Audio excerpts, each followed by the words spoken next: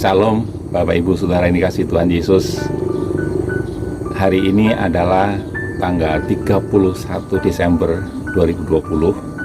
Artinya besok adalah tanggal 1 Januari 2021, tahun baru. Nah, di dalam menyongsong tahun baru ini saya mengajak Bapak Ibu Saudara semuanya untuk merefleksi, untuk melihat kembali apa yang sudah terjadi tahun 2020 yang sudah kita lalui, dan bagaimana kita akan menghadapi tahun 2021 yang akan datang. Saya akan ajak saudara untuk melihat, belajar apa yang terjadi atas bangsa Israel di masa lalu.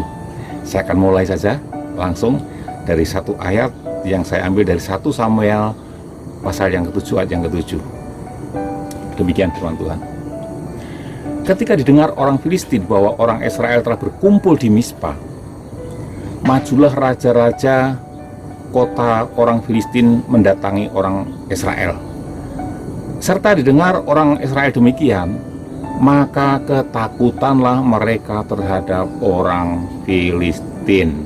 Nah, Bapak Ibu, pada waktu itu bangsa Israel sedang dikepung oleh musuh, yaitu bangsa Filistin. Bangsa Israel dalam situasi yang terjepit. Mereka sedang dilanda was-was dan bahkan rasa takut. Kenapa? Karena bangsa Filistin ini sewaktu-waktu bisa menyerang mereka, melukai mereka, bahkan membunuh mereka. Lalu apa yang dilakukan oleh bangsa Israel ketika menghadapi situasi yang seperti itu? Saya akan baca, saudara, ayat yang ke-8 begini. Yang pertama yang dilakukan oleh bangsa Israel adalah ini. Lalu kata orang Israel kepada Samuel, janganlah berhenti berseru bagi kami kepada Tuhan Allah kita, supaya Ia menyelamatkan kami dari tangan orang Filistin itu.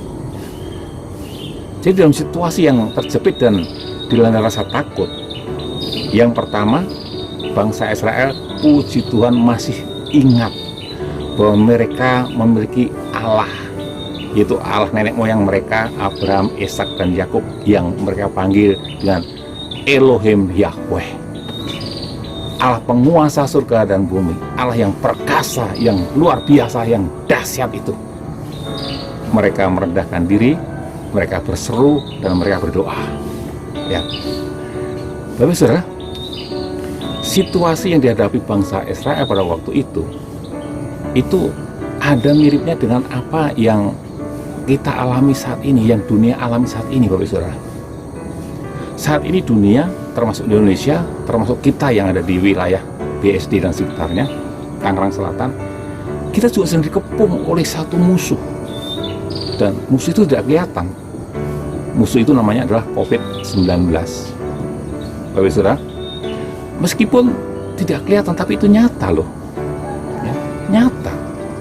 Saya sendiri sudah kehilangan satu rekan pelayanan.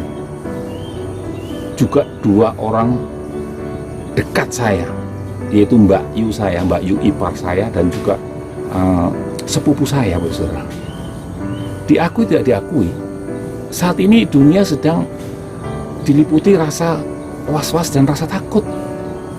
Karena si musuh ini bisa sewaktu-waktu menjangkiti, menginfeksi, bahkan membunuh. Seperti yang terjadi atas saudara kami. Tetapi kita tidak boleh memiliki rasa takut yang berlebihan, Bapak Saudara. Ya, tidak boleh. Kita boleh memiliki rasa takut. Tujuannya apa? Supaya kita tetap waspada menjalankan hidup hari-hari kita di depan ini dan hidup bijaksana, saudara. Nah, apa yang harus kita lakukan, saudara, di dalam situasi seperti ini? Kita belajar dari bangsa Israel. Ya, kita harus merendahkan diri, datang kepada Tuhan, berdoa dan berseru kepada Tuhan. Karena saat ini, Bapak Saudara, tidak ada yang dapat kita andalkan. Kita tidak bisa mengandalkan apapun dan siapapun. Yang dapat kita andalkan adalah satu-satunya, yaitu Allah kita, yang kita sembah di dalam nama Tuhan Yesus Kristus. Amin. Sebab hanya Dia yang paling besar, yang paling berkuasa. Tidak ada kekuasaan yang dapat menandingi Dia. Hanya Dialah sumber pengharapan kita, sumber pertolongan kita, sumber segala kedamaian kita. Ya. Itulah yang harus kita lakukan, Bapak Saudara. Nah, sekarang hal yang kedua, apa yang dilakukan oleh bangsa Israel? Yang kedua adalah ayat yang ke-9. Sesudah itu Samuel mengambil 1 ekor anak domba yang menyusu, lalu mempersembahkan seluruhnya kepada Tuhan sebagai korban bakaran. Dan ketika Samuel berseru kepada Tuhan bagi orang Israel, maka Tuhan menjawab. Yang kedua yang dilakukan bangsa Israel, yaitu mereka mempersembahkan korban bakaran kepada Allah Elohim Yahweh. Bagi kita, korban bakaran itu bagi kita umat perjanjian baru adalah mempersembahkan korban syukur dengan hati yang tulus kepada Allah. Ya. Seperti yang dikatakan oleh Paulus begini, mengucap syukurlah dalam segala hal, sebab itulah yang dikehendaki Allah dalam Kristus Yesus bagi kamu. Ya. Jadi Bapak Ibu Saudara, dalam situasi yang tidak mudah ini, jangan kita bersungut-sungut. Marilah kita jangan menyalahkan keadaan, janganlah menyalahkan Tuhan apalagi, tetapi kita tetap mengucap syukur di dalam segala hal. Itu yang dikehendaki Allah. Mengucap syukur itu adalah satu perintah Allah, bukan himbauan, bukan anjuran. Jadi ketika kita tetap mengucap syukur dalam situasi yang sulit ini, kita sedang mentaati Allah kita yang kita sembah dalam nama Tuhan Yesus Kristus. Haleluya. Dan Dia yang sudah membuktikan kepada kita semua, yang selama ini memelihara kita, melindungi kita, ya, dalam situasi sulit ini menjaga kita sampai dengan saat ini. Amin, Bapak Saudara ya. Mengucap syukur. Ketika apa yang dilakukan oleh bangsa Israel? Setelah mereka merendahkan diri, berseru, lalu mempersembahkan korban syukur, lalu yang ketiga, apa yang terjadi atas bangsa Israel? 1 Samuel 7 ayat 10 dan 11. Sedang Samuel mempersembahkan korban bakaran itu, majulah orang Filistin berperang melawan orang Israel.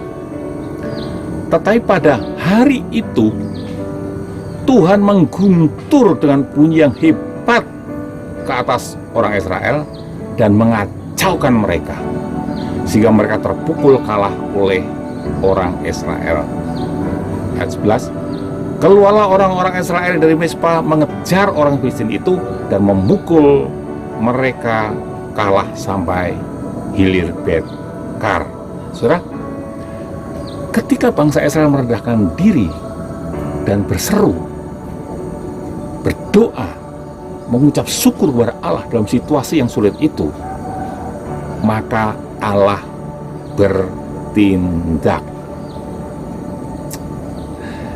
Bangsa Israel luput dari musuh. Bahkan bangsa Israel disanggupkan untuk mengalahkan musuh, menang dengan gilang gemilang. Ya. Itu bukan oleh karena kekuatan bangsa Israel, tetapi itu Allah. Itu karena kuasa Allah yang mengguntur atas musuh-musuh bangsa Israel. Ya. Itu seperti yang ditulis oleh pemazmur begini, Mazmur 37 ayat 5 begini, serahkanlah hidupmu kepada Tuhan dan percayalah kepadanya, dan ia akan bertindak. Terbukti itu ya. Kalau Allah bertindak, Bapak Saudara, siapa yang dapat bertahan? Siapa yang dapat bertahan? Kalau Allah bertindak atas kita, Bapak Saudara, maka tidak akan ada kekuatan manapun yang dapat mencelakai kita. Tidak akan ada kekuatan manapun, kekuasaan manapun, ya, persoalan manapun, ya, yang dapat mengalahkan kita. Kenapa? Karena Allah kita itu adalah Allah yang dahsyat luar biasa. Tidak ada yang kekuatan manapun yang dapat menandingi dan menyamai Dia. Amin. Haleluya. Sekarang yang keempat. Selanjutnya, apa yang dilakukan oleh bangsa Israel ketika mereka merendahkan diri, berdoa, berseru, mengucap syukur, Allah bertindak? Lalu apa yang dilakukan oleh bangsa Israel? Ayat yang ke-12. Kemudian Samuel mengambil sebuah batu dan mendirikannya antara Mispa dan Yesana. Ia menamainya Ebenezer, katanya, sampai di sini Tuhan menolong kita. Yang terakhir yang dilakukan oleh bangsa Israel adalah mereka mengakui, ya, mereka mendirikan satu mezbah dan mengakui bahwa kami menang, kami bisa mengalahkan musuh, bukan oleh karena kuat gagah kami, tetapi oleh pertolongan Allah, oleh karena Allah bertindak atas mereka. Itu yang dilakukan oleh bangsa Israel, Bapak Saudara.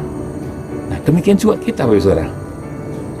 Kalau sampai saat ini, kalau sampai hari ini kita masih bisa menikmati hidup ini, bisa ibadah bersama-sama, kita masih bisa menikmati sukacita bersama dengan keluarga, kita masih bisa hidup, makan, dan hidup dengan sehat, semua itu hanya karena anugerahnya.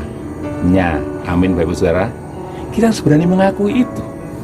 Bukan karena kita hebat, bukan karena kita bijaksana, bukan. Tetapi hanya semata-mata oleh karena kasih dan anugerah Allah yang kita panggil di dalam nama Tuhan Yesus Kristus. Haleluya. Seperti halnya bangsa Israel yang ketika dikepung dan terjepit, bangsa Israel tidak pasrah, Saudara.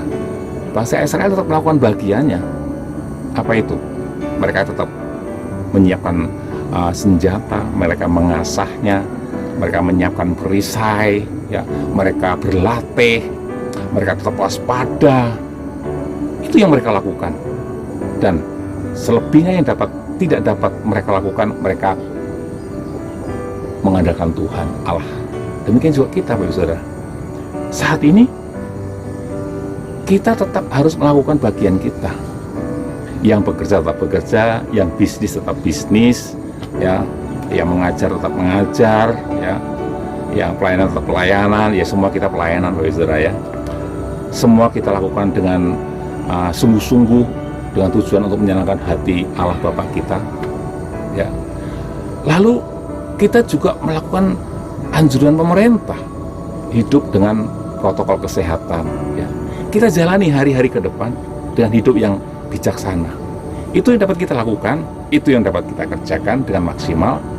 Lebih daripada itu yang tidak dapat kita lakukan, percayalah, ketika kita merendahkan diri, berdoa, berseru, tetap mengucap syukur, ya, dan mengakui bahwa kemenangan yang kita terima itu semua datang dari Dia. Ketika kita percaya dan berserah, Allah akan bertindak atas saudara dan saya. Amin, Bapak Saudara. Nah, itu sudah terbukti. Kalau kita sudah bisa melewati tahun 2020 sampai dengan saat ini, oleh karena pertolongan Allah kita yang luar biasa itu,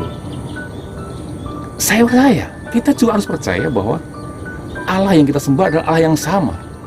Maka Dia juga yang akan menolong kita di tahun 2020 dan hari-hari berikutnya, yang akan memelihara saudara dan saya, yang akan menolong saudara saya, yang akan menopang saudara saya, dan menyanggupkan saudara saya untuk menjalani tahun 2021 ke depan, dan saudara saya akan bisa melewati dan keluar sebagai pemenang, bukan oleh karena kehebatan kita, tetapi oleh karena Allah kita yang luar biasa. Haleluya, amin. Saudara, saya mengajak Bapak Ibu Saudara semua menyambut tahun baru nanti malam ini. Mari kita berkumpul dengan keluarga, mari kita berdoa bersama, kita berseru bersama, kita mengucap syukur bersama untuk apa yang sudah kita lalui tahun 2020 sampai dengan hari ini, dan kita menyerahkan, kita berserah untuk tahun mendatang, yaitu tahun 2021 dan tahun-tahun berikutnya tentunya, supaya kita tetap ada di dalam Dia, sehingga kita tetap ada di dalam kasih dan anugerah-Nya. Haleluya.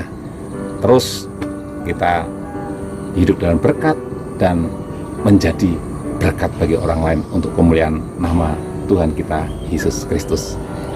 Refleksi hari ini sampai di sini ya. Sampai ketemu di tahun depan.